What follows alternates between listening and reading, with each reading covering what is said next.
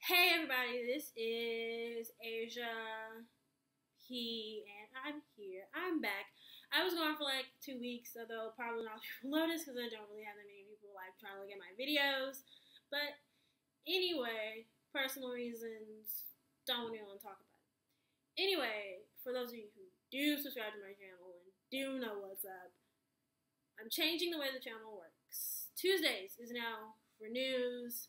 Thursday is just for my life, and that's pretty much how it's gonna be. Just Tuesdays and Thursdays.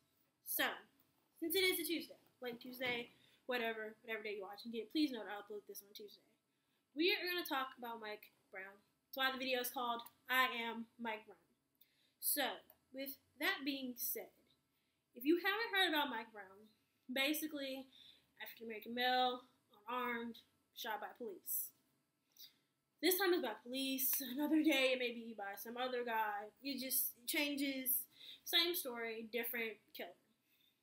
So, I mean, if you want to do more research, I mean, there's just not Mike Brown. There's Trayvon Martin. There's so many others. Just go out, look. You can find it. So what's the real problem? A lot of people blame the media and the black images, but honestly, if there was a real show about the African Americans that you know, would you even watch it? I mean, would you want to watch a show about me and my friends?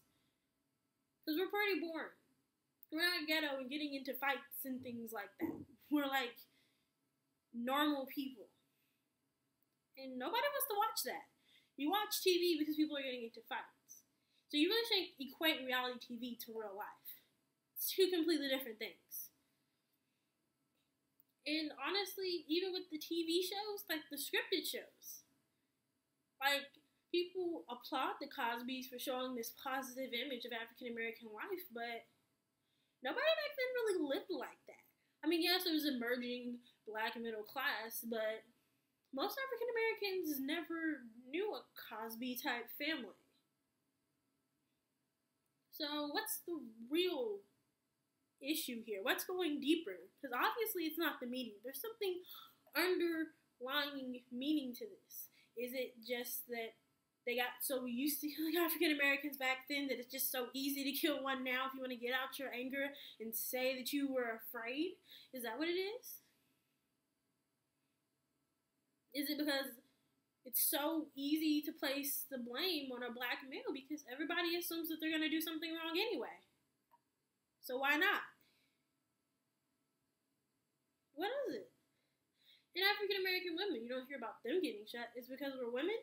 I mean, there are growing statistics that say that we go to college more than African American males, but at the same time, you have your bonquiquis out there with multicolored hair and 18 kids and 14 baby daddies and things like that. What is real black? What is the African American experience?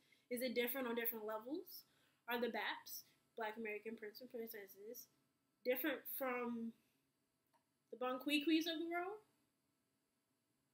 On a certain level, yes, they are. On a certain level, they aren't. I'm sure the BAPs get faced with racism all the time. They just don't address it. They don't see it in a spiteful way because the people that they deal with articulate it in such a fashion that you don't even realize that they're being racist. Because racism do exist, and anybody who thinks it doesn't should come visit Arkansas and walk around for a little bit. Or read about Mike Brown. I mean, that right there. Or go to New York. In New York, the police can search any black male. They want to. No just cause, no nothing. Just because you're a black male, you can get searched in New York. But racism doesn't exist.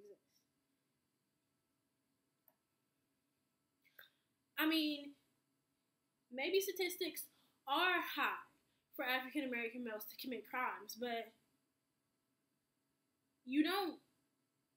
it starts in the schools. Most African Americans go to public schools.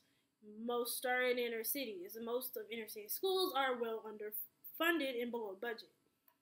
Most of the teachers don't care. Not saying that there aren't good teachers out there, but a lot of them don't care. And when they see an African American male struggling with his homework and not turning it in. They're not asking him why. They're not trying to help him read. They're just thinking he's another black male who will be just like his father, and they don't even know his father.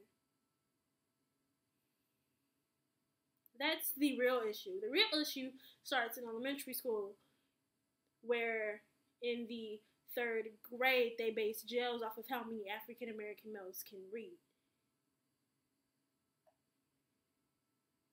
That's the real issue. That's where we need to start. In elementary school, then middle school, then high school, then college. We need to have somebody there who's asking the questions. Why? Why isn't Johnny turning in his homework? Is it because Johnny just doesn't care about school? Or is it because Johnny is trying to take care of his siblings and clean the house and take care of home because mommy and daddy aren't there, because maybe he doesn't know who his daddy is, or maybe he does and his dad just works long hours, or maybe his mom does too, and maybe he's somebody back and down there to help him with his homework, and he can't stay after school to ask the teacher for help because he has to go catch the bus to get home.